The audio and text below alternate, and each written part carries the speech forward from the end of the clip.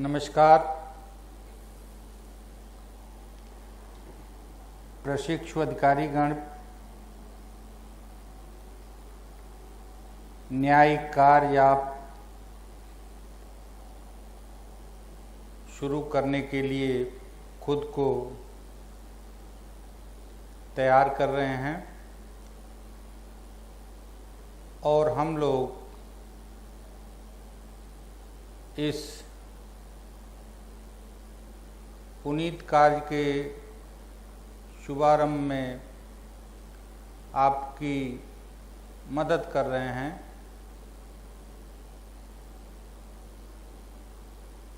आज वाद बिंदु विरचित करना ऑर्डर 10 रूल 2 के अंतर्गत बयान स्टेटमेंट लिखित करना, इसका क्या प्रयोजन है,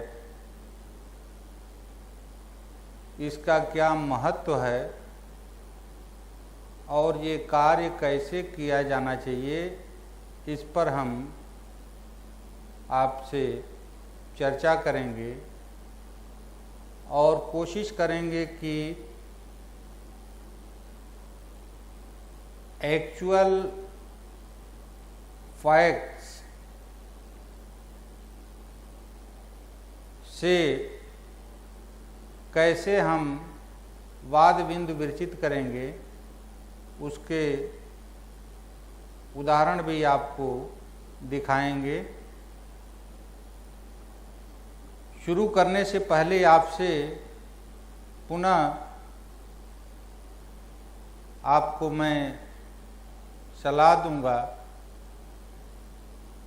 कि ये वाद बिंदु का विरचित किया जाना न्यायाधीश का प्रथम कार्य है और यहीं से वह अपने सिविल विचारण की सीमा रेखा खींचता है, जिसके भीतर उसे विचारण करना होता है। अगर यह कार्य आपने ईमानदारी से नहीं किया, आप इसको रूटीन कार्य के रूप में लिया, तो यह निश्चित जानिए कि आपका विचारण किस दिशा में जाएगा कोई नहीं बता सकता और संभव है कि जिस कार्य के लिए आपको नियुक्त किया गया,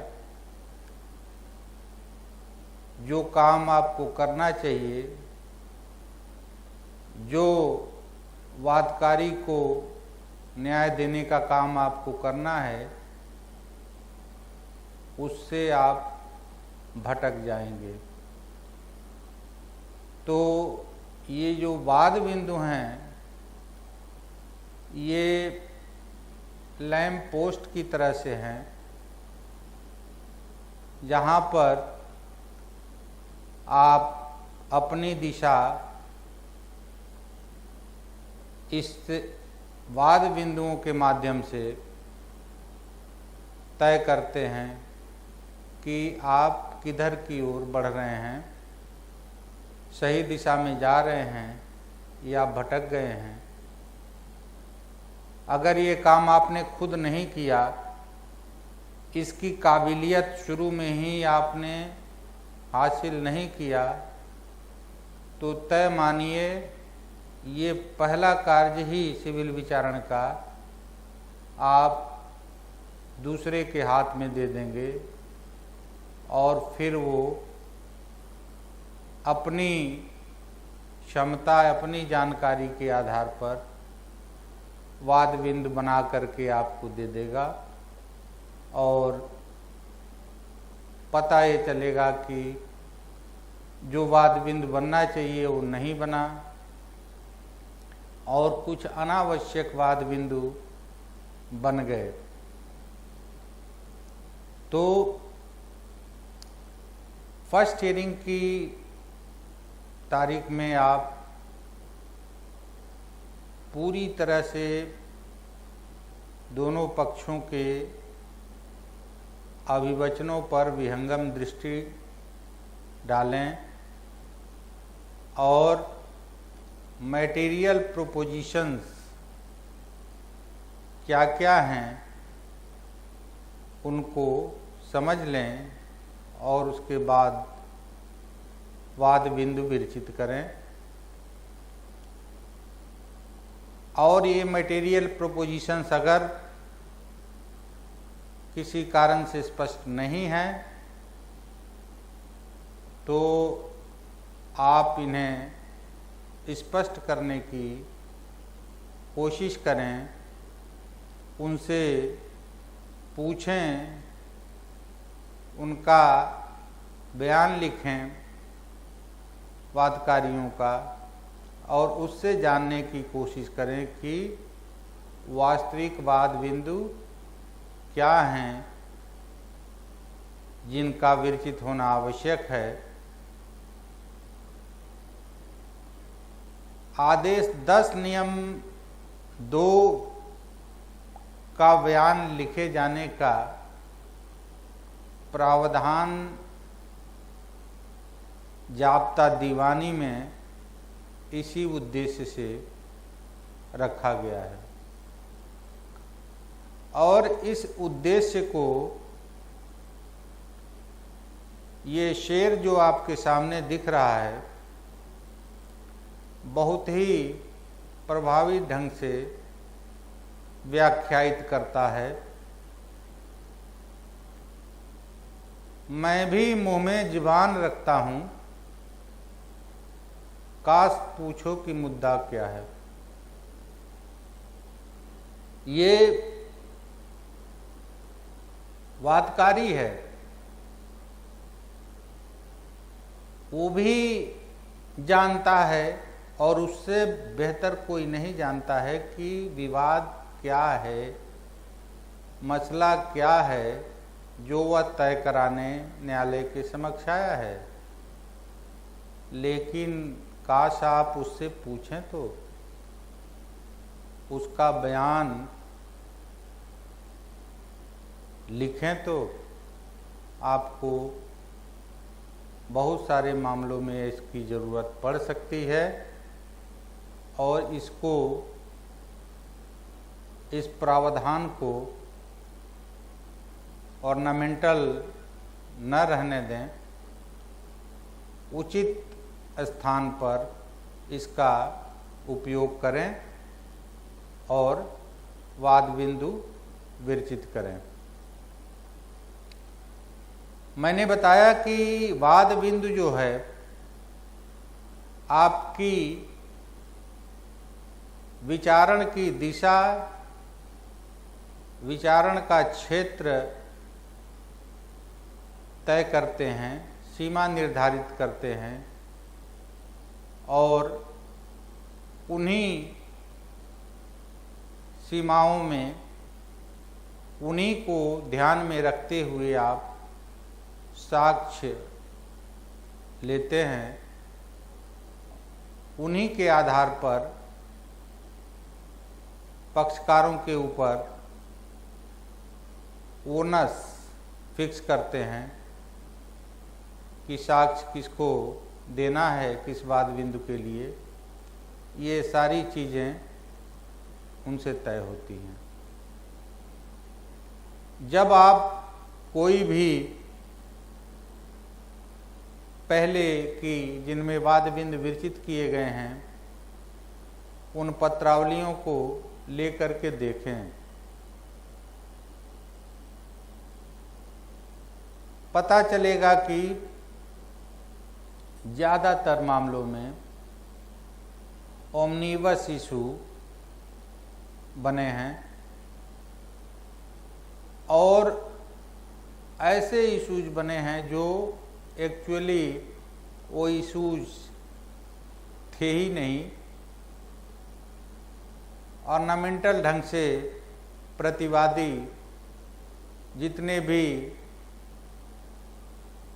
लीगल प्लीज लेनी थी वह प्रतिवाद पत्र के अंत में लेता चला गया कि वाद काल बाधित है,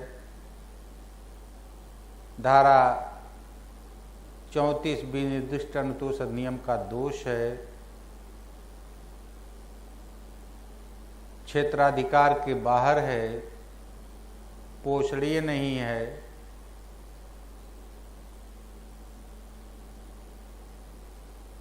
स्टॉपेल से बाधित है, इत्यादि इत्यादि प्लीज वो हर प्रतिवाद पत्र में वो उनका सेट है, सारी प्लीज को टाइप करवा देते हैं।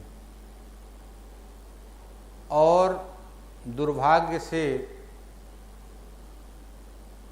पीठासीन अधिकारी के रूप में आपकी नज़र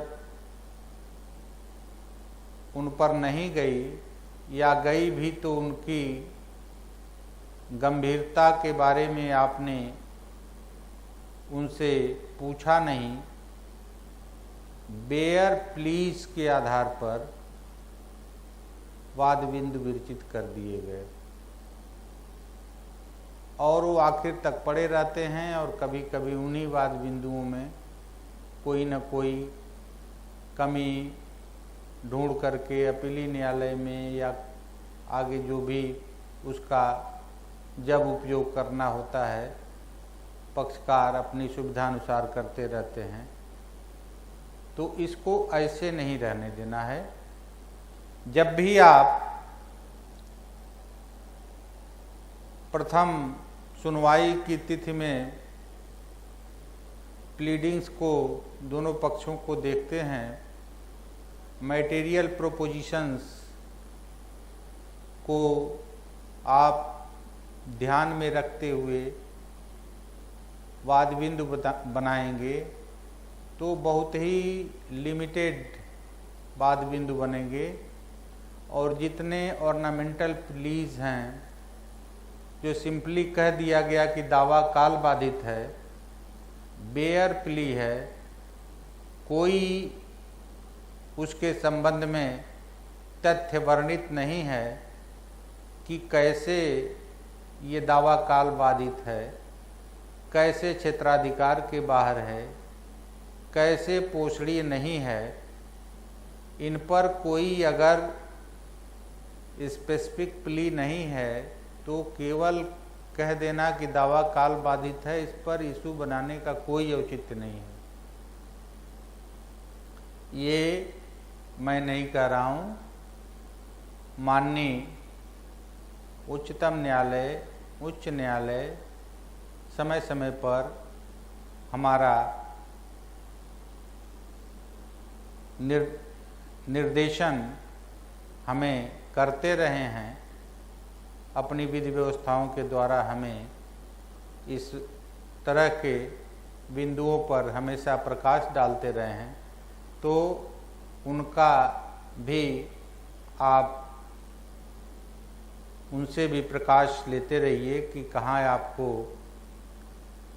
वाद बिंदु बनाना है, कहाँ नहीं बनाना है। अगर बेयर प्ली है तो उनसे पूछ लीजिए कि ये आपका सिंपल प्ली है, आपके पास कुछ इसके संबंध में तथ्य भी हैं कि नहीं हैं। संभव है पक्षकार कह सकता है वैसे ही है, तो वैसे ही है तो फिर उसको इशू बनाने की जरूरत नहीं है। तो इसलिए जो है ये वाद बिंदु बनाते समय आपको बेहद सावधान रहना है। और अगर आपने इस कार्य को स्वयं नहीं किया, सिंपली आप अपने स्टेनो को कह दिया कि वाद बिंदु बना डालो, तो वह एक ही चीज़ जानता है वाद बिंदु के मामले में वह सीधे अनुतोष पढ़ेगा और एक वाद बिंदु बना देगा कि क्या वादी प्रतिवादी के विरुद्ध निषेधाज्ञा का अनुतोष पाने का हकदार। ओमनिबस इशू, इस इशू की क्या लिमिट है कुछ नहीं पता। और बाकी 4-6 इशू वो बना देगा जो ऑर्नामेंटल प्लीज हैं, बेयर प्लीज हैं, और फिर उसी में जो है विचारण भटकता रहेगा आखिर तक। इसलिए आप बिल्कुल सावधान रहिए। लीगल प्लीज पर, बेयर प्लीज पर उनका ज़रूर पूछिए कि क्या है आपका, इसमें कुछ तथ्य भी है कि सिंपली कह दिया कि स्टॉपेल आरिज है तो हो गया। स्टॉपेल कैसे है, वो आपने कहाँ मेंशन किया, कैसे किया, ये सब चीज़ें पूछिए तो आपको पता चल जाएगा। ओमनिबस इशू आपको नहीं बनाना है। इशू जो है मटेरियल प्रपोजिशन पर बेस्ड होना चाहिए, न कि अनुतोषों के आधार पर इशू बनाना। अनुतोष के आधार पर इशू बनाना, ओमनिबस इशू बनाने से बेहतर है कि कोई इशू न बनाया जाए। यह भी अभी आपको दिखाएंगे कि माननीय न्यायालयों ने कैसे इसको क्रिटिसाइज किया है कि अनुतोष के आधार पर इशू बना देते हैं लोग। जो अनुतोष है उसी को बना देंगे कि अनुतोष पाने का हकदार है या नहीं, और नॉन इशू को इशू बना देंगे और फिर उसमें हाइपोथेटिकल कोई फाइंडिंग दे दिए और वो नया विवाद का कारण बन गया। तो ये सब सारी चीज़ें अवॉइड करनी है।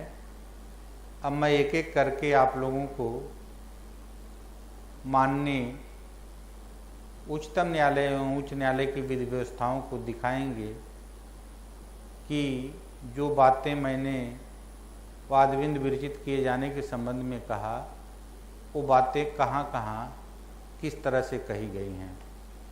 तो आप देखेंगे इम्पोर्टेंस, इशूज फ्रेम करने का महत्व क्या है। तो आप देखें कि माननीय उच्चतम न्यायालय ने कहा है कि scope of trial is determined by laying path on which the trial shall proceed excluding divergence and departures. तो ये इशूज का इम्पोर्टेंस बताया कि आप एक रास्ता बना देते हैं जिस पर आपका प्रोसीड करेगा ट्रायल, और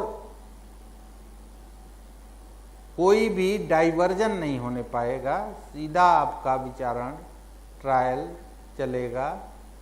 सारे डाइवर्जेंस को आप हटाते हुए एक क्लियर रास्ता आप बनाते हैं।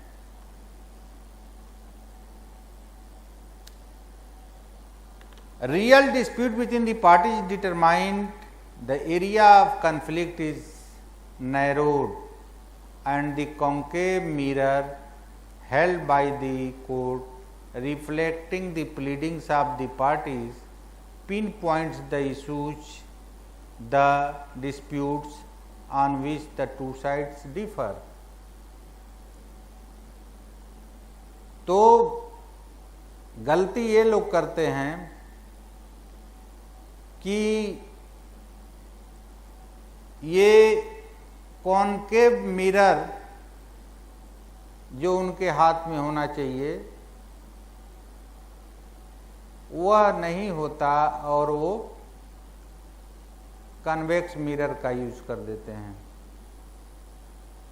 अब आप कहेंगे कि कन्वेक्स मिरर कैसे? जब कन्वेक्स मिरर यूज करते हैं तो उसकी जो है रिफ्लेक्शन चारों तरफ पड़ने लगती है और फिर डाइवर्जेंस भी, आप जो प्लीडिंग्स के डाइवर्जेंस हैं वो भी जो है आपके उस विचारण में शामिल होने लगते हैं और फिर विचारण दिशाहीन हो जाता है, प्रॉपर ट्रैक नहीं बन पाता है उसका। इसलिए कॉनकेव मिरर की बात की गई कि प्लीडिंग्स तो बहुत सारे हैं लेकिन कॉनकेव मिरर पिन पॉइंट करता है, पिन पॉइंट पर जाकर के कि एक्चुअल जो है डिस्प्यूट क्या है उस पर जो है वो पिन पॉइंट इन इशूज के माध्यम से किया जाता है। तो आप इशूज जब बनाएं तो ये ध्यान में रखें कि आप कॉनकेव मिरर से देख रहे हैं, न कि कन्वेक्स मिरर लगा दिए हैं और वो चारों तरफ आपका ध्यान जा रहा है, आपको खुद ही नहीं पता है कि मटेरियल प्रोपोजिशन क्या हैं, इशूज क्या बनने चाहिए और प्रॉपर ट्रैक आप नहीं बना पाते हैं। The correct decision of the civil list largely depends on correct framing of issues. देखिए कितना बड़ा महत्व है वाद बिंद विरचित करने का। अगर गलत इशू बना तो विवाद गलत ही डिसाइड होगा, आप सही नहीं डिसाइड कर सकते। तो इशू करेक्ट बनेगा तभी जो है रियल पॉइंट्स इन कंट्रोवर्सी आप डिसाइड कर सकते हैं। An omission to frame proper issues may be a ground for remanding the case. ये भी प्रॉब्लम आगे आएगी, गलत इशू बनाया, प्रॉपर इशू नहीं बनाया तो अपीलेट कोर्ट प्रॉपर इशू बना करके केस को रिमांड कर देती है। तो ये भी एक दुर्भाग्यपूर्ण स्थिति है कि 10 साल 20 साल विचारण करने के बाद आपने फैसला दिया और एक गलत इशू बनने के कारण, प्रॉपर इशू न बनने के कारण फाइल रिमांड होकर पुनः आपके पास आ गई। तो ये सारी बातें जो है माननीय उच्चतम न्यायालय ने माखनलाल मोनिया के मामले में 2001 में कहा था, the object of an issue is to tie down the evidence and arguments and decision is to a particular question so that there may be no doubt on what the dispute is. The judgment then proceeding issue wise would be able to tell precisely how dispute was decided. तो इतना बड़ा महत्व है इसका। Dispute pin point हो गया, उस dispute को आपने कैसे तय किया, ये सब कुछ करने की आधारशिला वादबिंद विरचित किए जाने के समय ही रख दी जाती है। तो ये वाद बिंदु का विरचित किए जाने का महत्व है। इंपॉर्टेंस ऑफ इशूज, अगेन बहुत बढ़िया एक फैसला इशूज के महत्व पर state of Gujarat versus Jaipal Singh. माननीय गुजरात उच्च न्यायालय ने बैकबोन कहा इसको। अब आप बैकबोन का महत्व आप जानते हैं कि शरीर से बैकबोन को हटा दिया जाए तो ये पूरा जो है एक लोदा बन के रह जाएगी शरीर, इसका कोई रूप जो एक शरीर का है वो नहीं रह जाएगा।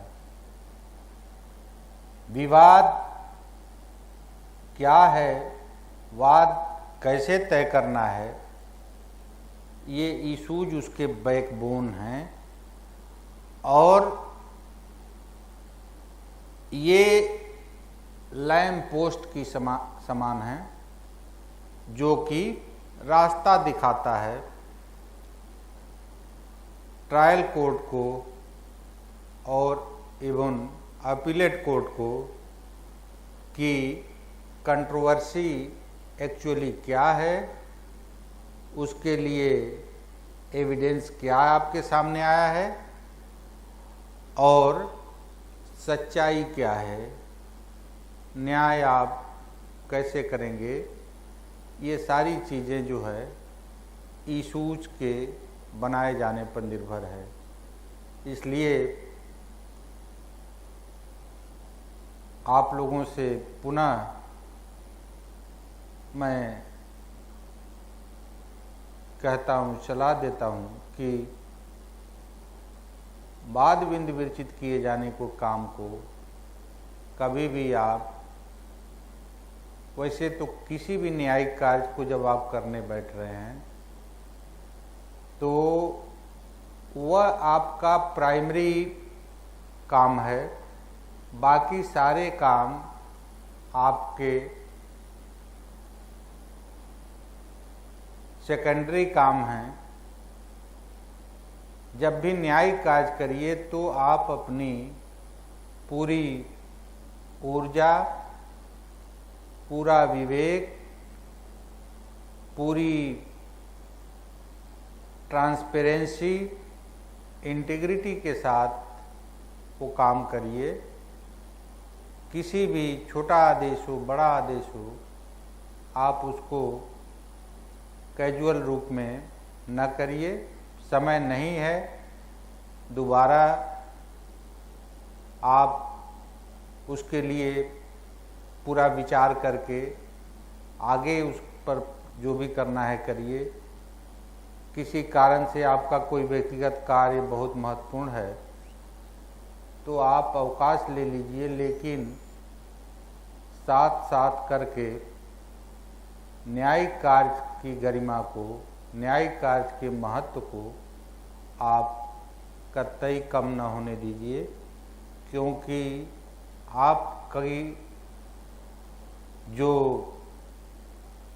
औचित्य है आपके इस व्यवस्था में, आपका जो रोल है वो बहुत ही महत्वपूर्ण है। आप इस कार्य को बहुत ही पवित्रता के साथ करेंगे। आप इसमें किसी भी प्रकार की ढिलाई नहीं करेंगे। और इशूज के मामले में तो आपने देख लिया कि कितना महत्वपूर्ण है वाद विंद विरचित किया जाना। तो कतई आप लोगों से फिर मेरी गुजारिश है कि आप वाद विंद विरचित किए जाने के कार्य को ऐसे मत दे दीजिएगा किसी को कि वो टाइप करके आपको दे दे और आप सिग्नेचर कर दें। वाद विंद पर आपका जुडिशियल माइंड लगना चाहिए। जुडिशियल माइंड अप्लाई करके ही वाद विंद विरचित करिएगा। तो अगला इम्पोर्टेंस हम देखते हैं कि how the parties are guided in leading evidence. Evidence, it is the issues framed and not the pleadings. Again इसका इम्पोर्टेंस आपने देख लिया कि पार्टीज साक्ष्य जब देगी तो कैसे गाइड होंगी। पार्टी जो है प्लीडिंग से नहीं गाइड होंगी बल्कि इशूज से गाइड होंगी। इशूज से गाइड होकर के उनको एविडेंस देना है, क्योंकि इशूज उनके बीच विवाद को पिन पॉइंट करते हैं और उसी विवाद को एक पक्ष अपने अभिवचनों को जो विवाद से संबंधित है, पिन पॉइंटेड है, उसको साबित करने के लिए साक्ष्य देगा, दूसरा उसका खंडन करेगा और इस प्रकार विचारण पॉइंट टू पॉइंट बढ़ेगा। तो ये गोपूलाल ठाकुर जी के मामले में 1969 सुप्रीम कोर्ट में माननीय उच्चतम न्यायालय ने कहा है। How the parties are guided in leading evidence whether issues are reliefs. वही चीज रिसेंटली दिल्ली हाई कोर्ट ने अनिल कुमार बनाम देवेंद्र कुमार के मामले में स्पष्ट रूप से कहा है। The court concludes the evidence led by the parties is to be guided by the issues framed and not by the reliefs claimed. Relief जो है इशूज तय होने के बाद किस अनुतोष का हकदार है ये बाद में तय होता है। अनुतोषों के आधार पर जो है साक्ष्य नहीं दिया जाता है, बल्कि विवाद के आधार पर साक्ष्य दिया जाता है। जो वाद बिंदु विरचित किए गए हैं उनके अनुसार साक्ष्य देना होता है। ये बात अनिल कुमार बनाम देवेंद्र कुमार के मामले में माननीय दिल्ली उच्च न्यायालय ने कहा है। तो अनिल कुमार बनाम देवेंद्र कुमार के मामले में माननीय दिल्ली उच्च न्यायालय ने इशूज के संबंध में यह भी कहा कि इशूज ओनस तय करते हैं कि upon which of the party onus lies to lead evidence. तो इशूज का महत्व आपने देखा। अगर ये इशूज गलत ओनस डाल दें तो अपने आप में एक बहुत बड़ा इनजस्टिस हो सकता है। इसलिए आपको बड़ी सावधानी से इन्हें इशूज को बनाना है और ओनस हमेशा ध्यान रखिएगा कि पॉजिटिव वे में ओनस फिक्स होना चाहिए। किसका है ओनस, उसको जो है एविडेंस लीड करना है।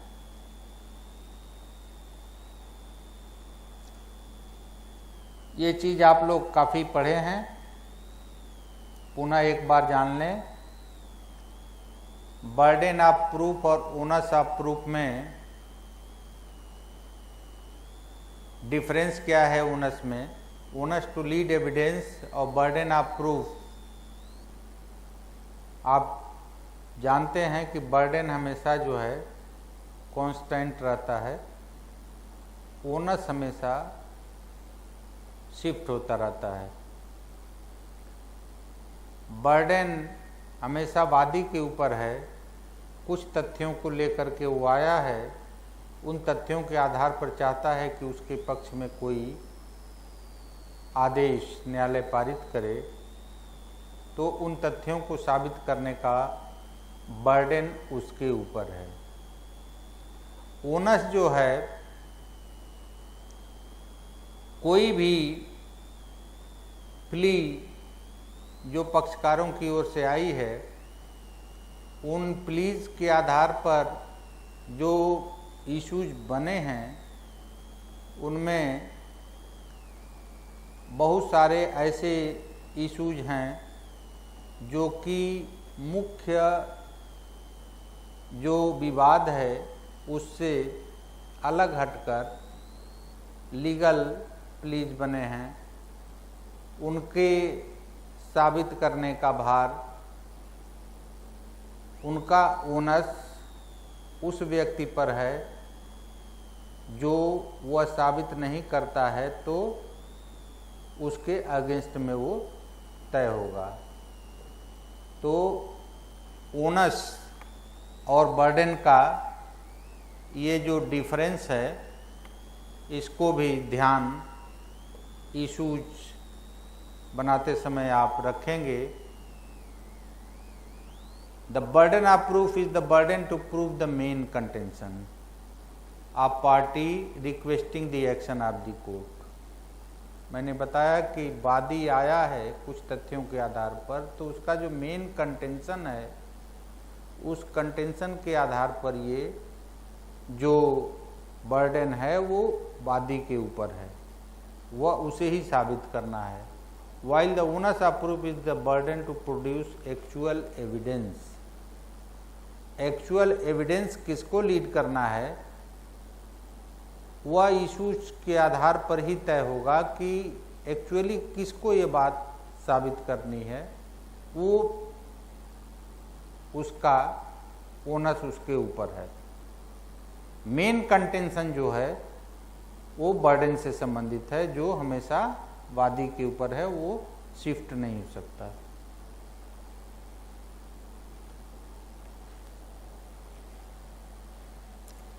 तो 2019 में दिल्ली हाईकोर्ट ने भी कहा कि जो आपका जजमेंट होगा वह स्ट्रक्चर्ड होना चाहिए और वह स्ट्रक्चर इशूज पर आधारित होगा।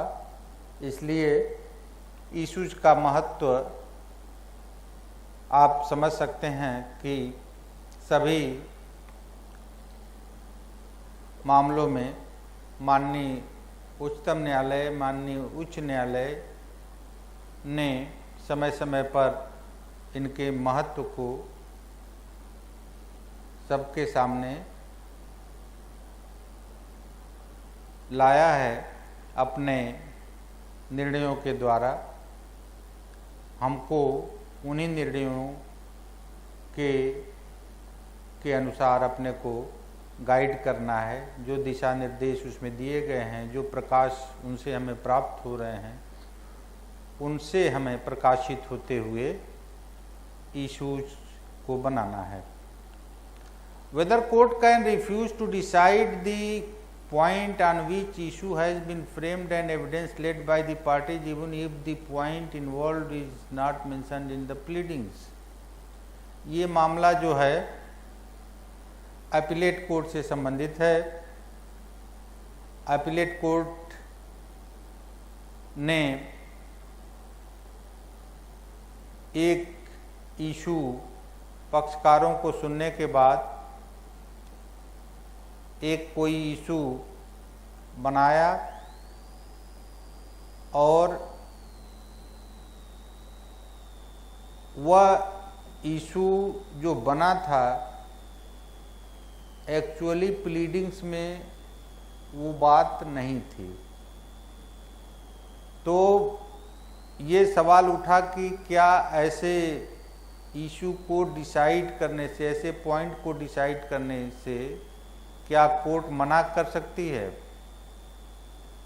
तो ये बात कहा कोर्ट ने कि the court can not refuse to decide the point on which issue has been framed and evidence led by the parties.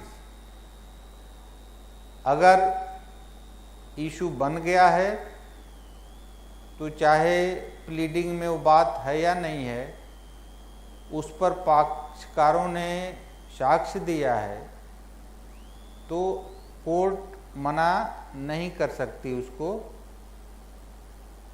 उस पर उसको फाइंडिंग देना चाहिए। Even if the point involved is not mentioned in the pleading, by issues arising along with the contentions put forth and pressed by the parties for decision of the appellate court। तो ये जो है ये contentions के माध्यम से ये issue arise हुआ जिस पर पक्षकारों ने बल दिया। अपीलेट कोर्ट को इस पर डिसीजन देना चाहिए था। ये बात Victoria girls school board of education 1969 में कहा गया था कि although the contentions gave a point for making an issue the pleadings about which were not there on record, but the point arose because of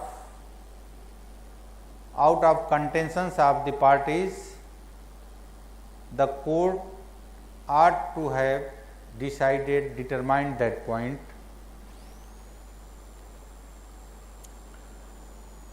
First appeal is a valuable right and the parties have a right to be heard both on questions of law and facts, and the judgment in the first appeal must address itself to the issues of law and fact and decide it by giving reasons in support of the findings. तो ये first appellate court के लिए निर्देश है कि जो भी issues बने हैं, whether they are of law or of fact, court should give judgment on it by mentioning reasons in support of its findings. Madhukar versus Sangram 2001 में ये बात कोर्ट ने कहा था। और उसके बाद संतोष हजारी बनाम पुरुषोत्तम तिवारी 2001 सुप्रीम कोर्ट में माननीय उच्चतम न्यायालय का ये ऑब्जर्वेशन आया है कि the judgment of the appellate court must therefore reflect its conscious application of mind and record finding supported by reasons on all the issues arising along with the contentions put forth and pressed by the parties for decision of the appellate court. तो appellate court के सामने parties ने कुछ ऐसे contention raise किए, कुछ ऐसे point उठाए और प्रेस किया जिस पर अपीलेट कोर्ट को फैसला देना चाहिए था by consciously applying its mind and its findings should be supported by reason. तो फर्स्ट अपील का जो राइट है बहुत ही व्यापक ये अधिकार है पार्टीज का, और फर्स्ट अपीलेट कोर्ट के पास व्यापक शक्ति भी है कि वो विधिक बिंदुओं पर, तथ्यात्मक बिंदुओं पर, कंटेंशंस में कोई पॉइंट प्रेस किया जा रहा है उन बिंदुओं पर वो अपना फैसला दे सकती है और उसे देना चाहिए।